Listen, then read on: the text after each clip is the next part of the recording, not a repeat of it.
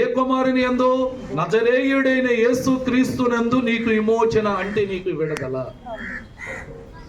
విడుదల రావాలి అని అంటే నువ్వు ఎవరి యందు విశ్వాసం ఉంచాలంట, ఎవరి యందు నువ్వు ప్రార్థన చేయాలి, ఎవరి యందు మొరపెట్టాలి, ఎవరి యందు నమ్మిక కలిగి ఉండాలి?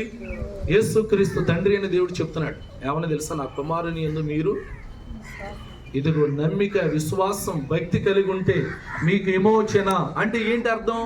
విమోచన, విడుదల. అంటే విమోచన అనగా ఏంటో తెలుసండి? విడుదల.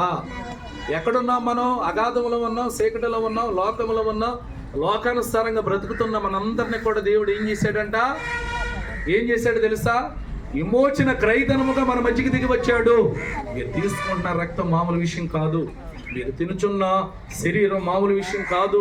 ఇదిగో నజరేయుడైన యేసు పరలోకము నుండి మనిషి కుమారుడిగా మన మధ్యకి వచ్చి ఇదిగో నలకొట్టబడిన శరీరముగా ఆయన రొట్టిగా మారి ఇదిగో విమోచన క్రయధనముగా నీ పాపాలు విడిపిస్తాక ఆయన కార్చిన రక్తముతో మన మధ్యకి దిగి వచ్చాడు దేవుడు. దేవునికి స్తోత్రం.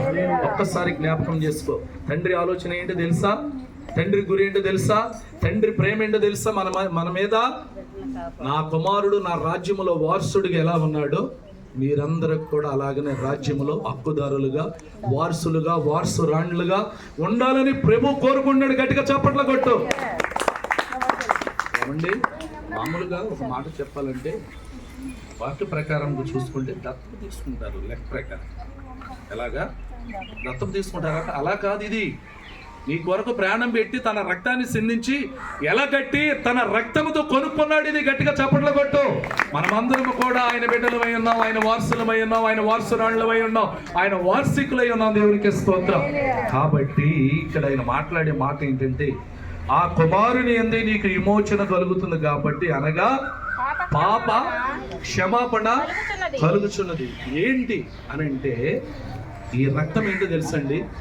మన పాపాలు కడుగుతున్నాడు, మన శాపాలు తీసివేస్తున్నాడు, మన దోషాలను తొలగిస్తున్నాడు.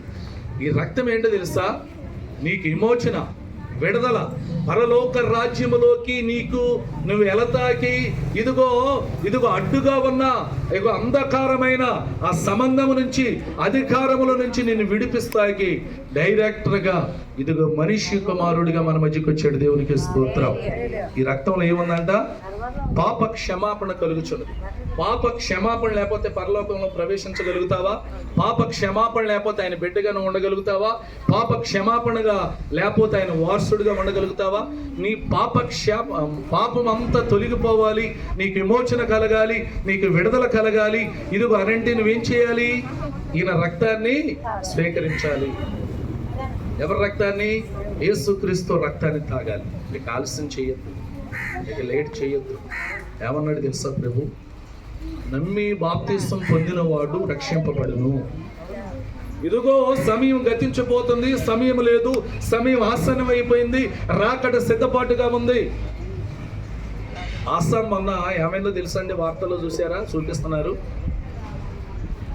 ఆ ప్రాంతం, ఆ ప్రదేశం మొత్తం ఏమైపోయిందో తెలుసా? శూన్యం అయిపోయిందండి. దేవునికి స్తోత్రం. వరదలు పొంగి పొర్లి. ఏ ప్రాంతం తెలుసా అది? చెప్పండి. ఆసాం అండి. ఆ ప్రాంతం మొత్తం కూడా పొంగి పొర్లిపోయి మొత్తం ఇదైపోయింది. రాకడ సిద్ధపాటు ఒక పక్క నుంచి దేవుడు ప్రయత్నం చేస్తా ఉన్నాడు.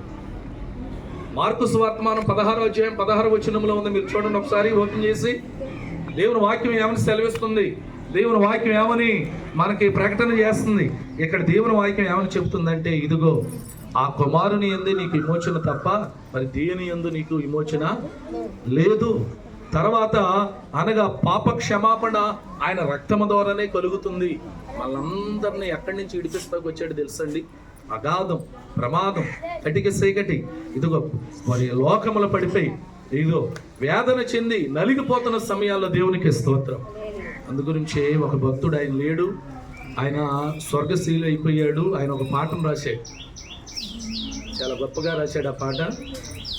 మనిషికి తన మనసే సరసాలురా, మమతలు మమకారాలు బంధాలురా, వల్ల కాటి వరకే నవబంధాలు, వల్ల కాటి వరకే నవబంధాలు, అవి కళ్యాణికి చేర్చవురా అనుబంధాలు, అవి కళ్యాణికి చేర్చవురా అనుబంధాలు. కల్లనైన కలలు మానుకో, వేళ వేళలా ప్రభుని వేడుకో. కల్లనైన కలలు మానుకో, వేళ మూడు నాళ్ళ ముచ్చట కోసం ఈ మనిషి పడే తపన చూడరా. గడ్డి పువ్వు లాంటి జీవితం ఏనాడు సమసిపోను విరుగం.